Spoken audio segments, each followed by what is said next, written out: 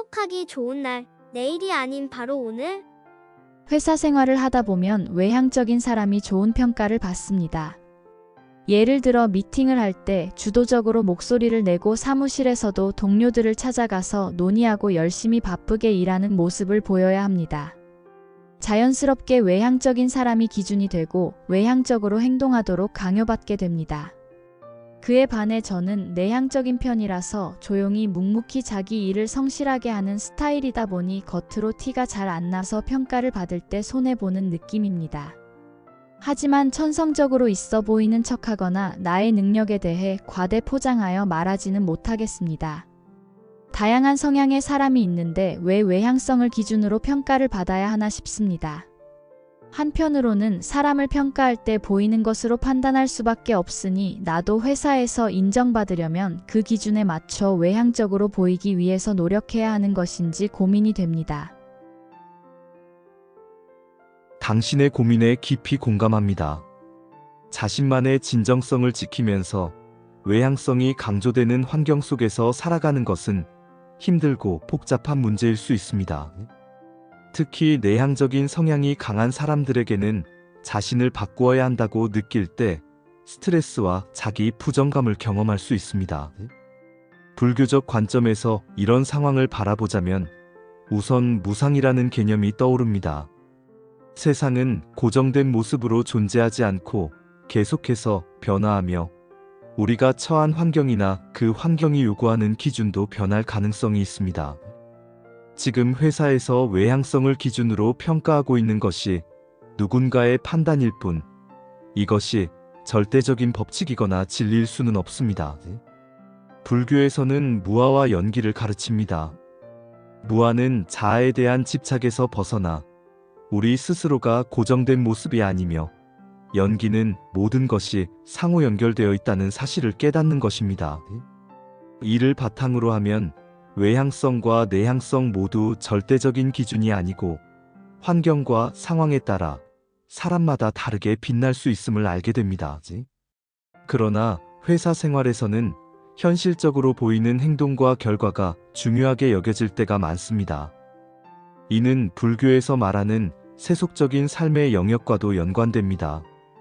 부처님께서는 세상의 이치와 수행의 길을 분리하지 않으셨으며 이를 조화롭게 살아가는 방법을 강조하셨습니다. 그렇기 때문에 현재의 회사 환경이라는 조건 속에서도 자신의 본성을 해치지 않으면서 더 나은 선택을 할 수 있는 방법을 모색할 필요가 있습니다.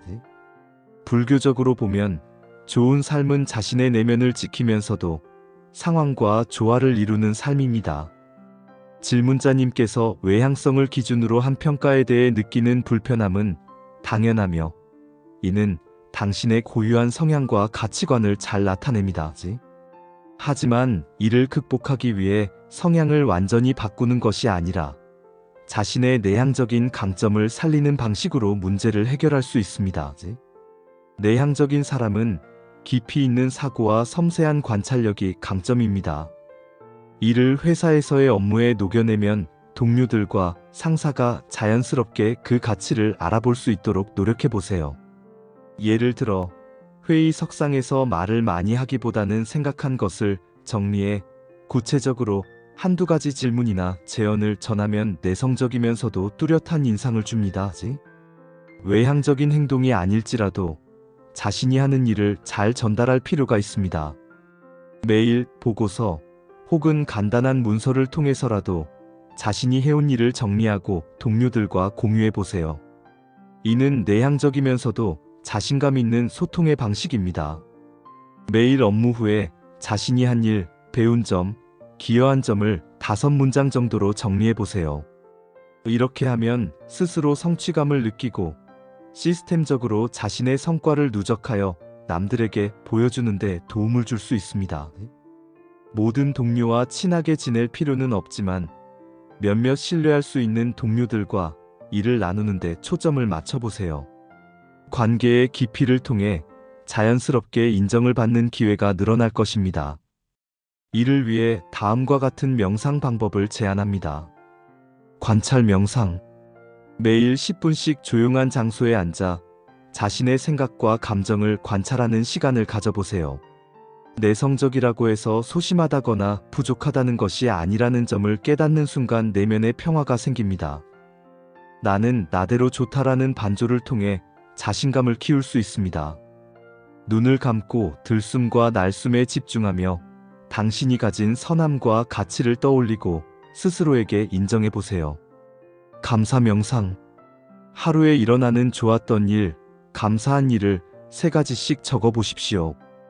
회사 내에서 느낀 소소한 감사함에 도와준 동료, 배우게 된 일도 포함될 수 있습니다.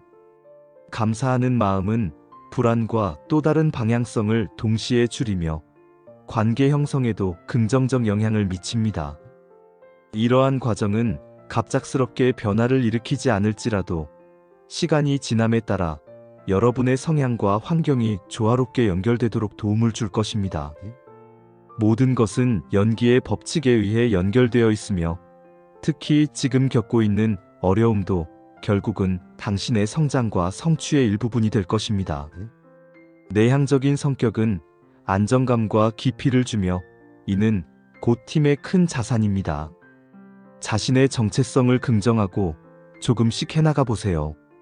당신은 이미 많은 것을 가지고 있으며 이를 통해 좋은 변화를 만들어 갈 수 있을 것입니다. 평화가 함께하기를.